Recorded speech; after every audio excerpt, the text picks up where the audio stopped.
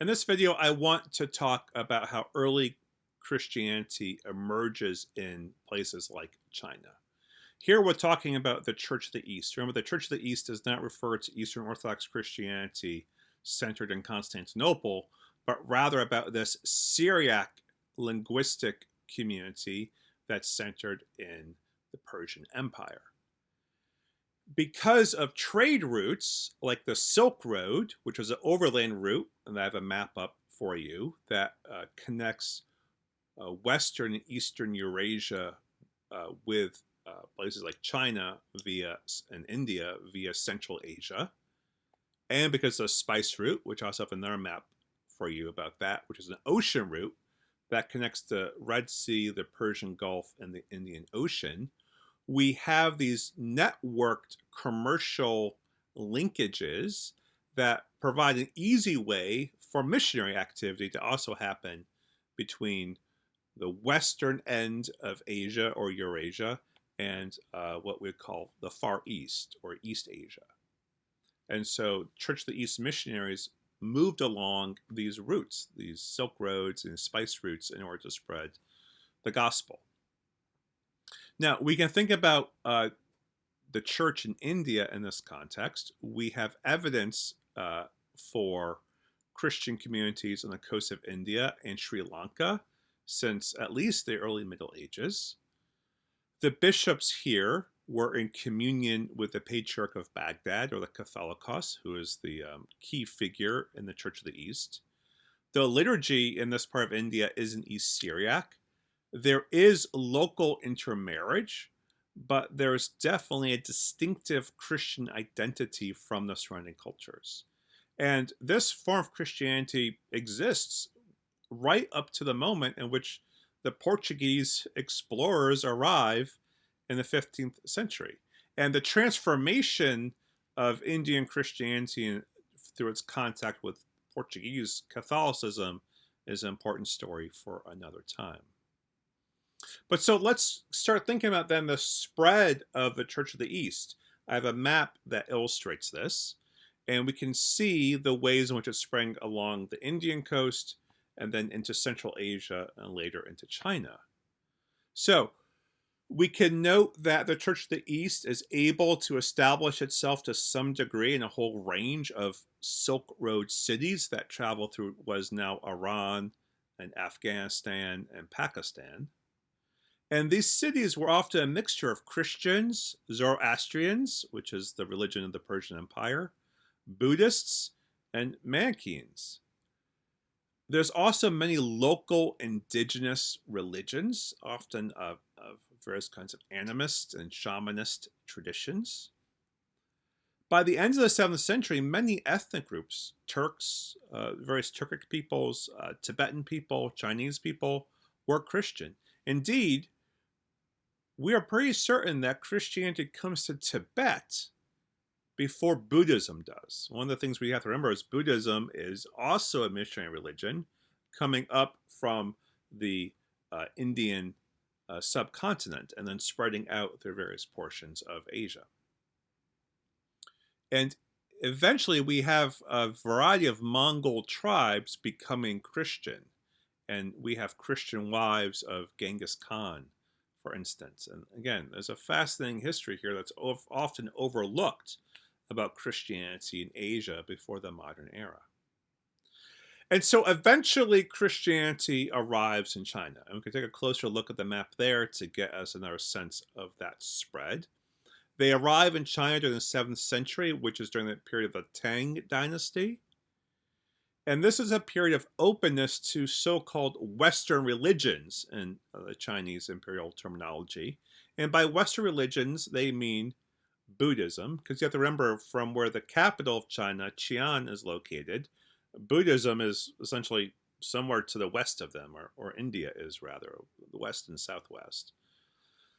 Christianity, obviously, is understood as a Western religion. Also, Manichaeism, which was a dualist religion that was also emerging from a Persian context. Chinese religion itself is animist. That is, it views nature as being imbued with various kinds of spirit entities. And Taoism was another indigenous religion to China, and Confucianism also. And Taoism and Confucianism really operate at the upper tiers of society, and the lower tiers of society tend to be animist. We know that in the year 635, a Persian monk named Alopin was able to get imperial permission for the Church of the East to spread in China. He was free to preach the gospel, to establish churches, to translate texts into Chinese, to establish monasteries in various cities and capitals.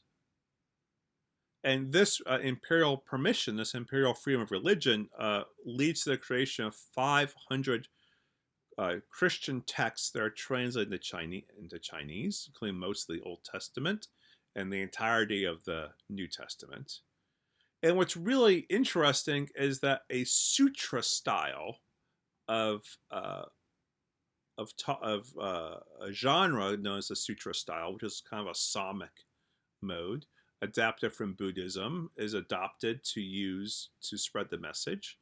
And Taoist concepts and terminology are also used. And so let's look at some of these texts to get a sense of how this message is being conveyed, and to think about how Christianity is engaged in a contextualizing process in order to spread the gospel. And so the challenge is moving from a Syriac linguistic framework to an entirely new linguistic framework of Chinese, and then having to adapt to a whole new set of worldviews. And so let's see how they try to accomplish this. So let's read on page 243 of Coakley and Sterk. This is the inscription of the monument of the Church of the East at Xi'an. So this is a large edifice, what's called a stele, kind of a large block of stone in which this narrative is transcribed. And I'm reading from part 2. In the beginning was the natural constant, the true stillness of the origin, void of the Most High. Then the spirit of the void emerged as the Most High Lord, moving in mysterious ways to enlighten the holy ones. So imagine this as the beginning of Genesis 1:1, or also the beginning of the Gospel of John. So who is this one who emerges as the Most High Lord to enlighten the holy ones? It goes on to say, he is Joshua, Jesus, my true Lord of the void, who embodies the 3 subtle and wondrous bodies. So my true Lord of the void, God Almighty, perhaps. The 3 subtle, wondrous bodies is the Trinity. And who was condemned to the cross so that the people of the 4 directions, the whole earth, can be saved. So just think about how this can be an encapsulation of the beginning of the Gospel of John and how it's put into a new vernacular context. And then let's go on to page 244, line 17. Therefore, my Lord Yesu, Jesus, the one emanating in 3 subtle bodies, the Trinity, hid his true power, became a human, and came on behalf of the Lord of heaven to preach the good teachings, the gospel. A virgin gave birth to sacred and dwelling in the Dakin Empire. That's how they refer to the Roman Empire. They have some knowledge of it. The message was given to the Persians who followed this light. And they speak of this new religion of the 3-in-1 purity that cannot be spoken of. These teachings can restore goodness to sincere believers, deliver those living within the boundaries of the 8 territories, refine the dust and transform it into truth, reveal the gate of the 3 constants, lead us to life, and destroy death. So the promise of eternal life and the conquering of death and sin, again, is rendered into language that resonates with this particular population. And then down to line 38. The Eastern-facing rites, this is a way of talking about Christianity, can give you the path of life. Those who choose to grow beards, shave their heads, travel on the open roads, renounce desire, have neither male nor female slaves, These are the Persian missionaries, the Church of the East missionaries. They see all people as equal and do not hoard material goods, are followers of my rites of purification. So again, a sense of here are the people sent to you, here's the ways they behave distinctively, and their behavior is in a way a personification of gospel values. So again, think through how Christianity is being made comprehensible to a population that would read about this on an engraving in a public site. Let's look at another passage. This is from one of these so-called Chinese Christian Sutras. This is on page 247. This is the fourth sutra, the Sutra of Jesus Christ. Starting at the beginning. At this time, the Messiah taught the laws of God, of Yahweh. He said, there are many different views as to the real meaning of the sutras and where God is, and what God is, and how God was revealed. So he's picking up from Buddhist teachings, perhaps, or Taoist teachings, saying, how do we conceive of the ultimate reality?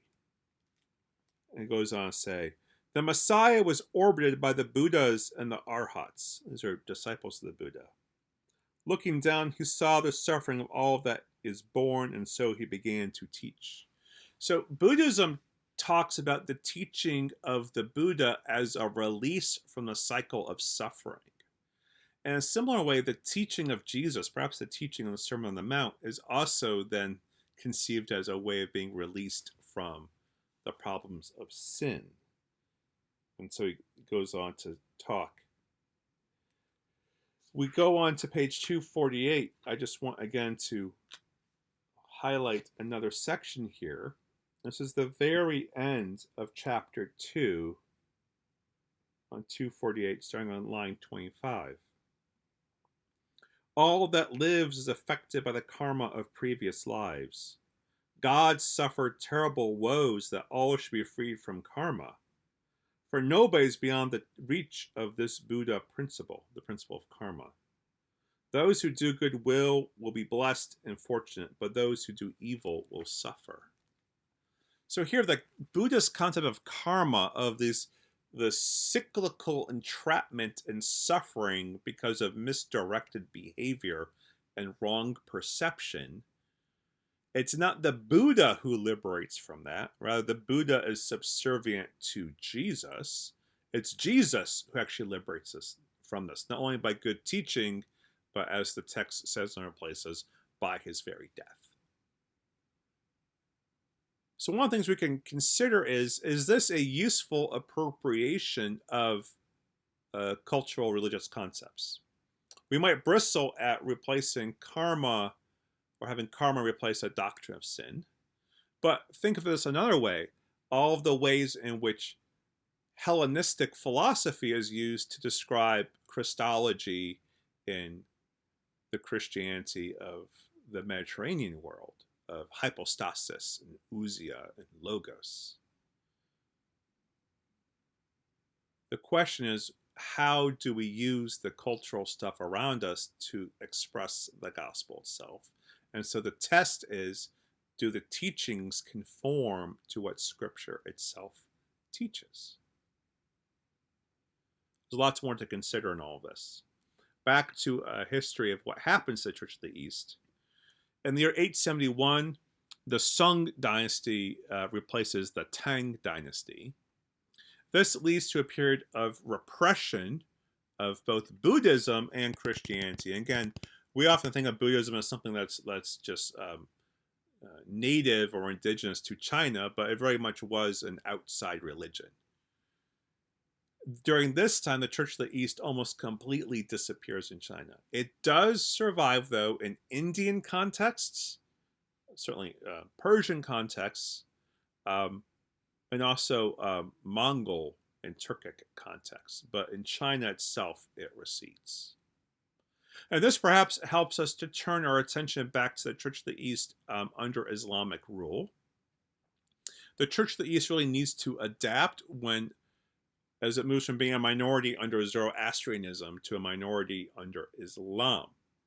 Now, Christians and Jews have a status of dhimmis, that is a protected religious category. They do have to pay taxes and keep laws that really put them in place as inferior status citizens. They are not allowed public displays of worship or allowed to convert Muslims to Christianity or Judaism.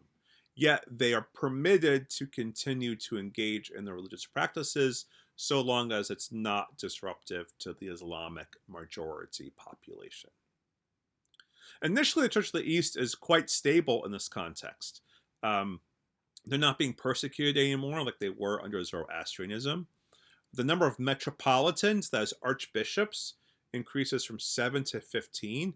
If you have a growing number of, that indicates a growing number of dioceses, which is a sign of health.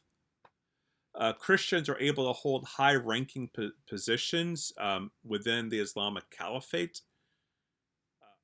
And also, Christians are the significant conduit in the Islamic Caliphate for the Greek intellectual heritage of Plato and Aristotle, Socrates, Ptolemy's mathematics, so on. All these things that we hear about how it's Islam that preserves, say, Aristotelian thinking, or preserve certain aspects of the natural sciences, it actually begins with a Christian passing on to those texts to Islam that then later circulates back up into medieval Western European Christianity through points of contact in Spain and Italy. So it's helpful to again see kind of a cycle of contact and learning that's happening and not simply disruptive moments of new insights. The Church of the East eventually does decline because of some internal problems that lead to its weakening and the lack of success with missionary efforts as Islam becomes more hostile to Christianity, as there's a political change that happens from being governed through an Arabic ethnic caliphate, an Arabic linguistic context, to the rise of a Seljuk dynasty in the Persian context, that these are Turkish rulers. And as these Turks come to power, they become more repressive of the Church of the East and of Christianity in general. So again, context matters a lot. Shifting political dynamics put Christianity as a minority status under a great deal of pressure and threat. This serves as a reminder that nothing is a given in history, and that external factors can often have long-term negative effects, especially on minority communities. The Church of the East does continue to be an important tradition, and it's important for us to continue to remember its legacy as we think about models about how Christianity adapts to various contexts. Okay, that's all I have for now. I look forward to our conversations.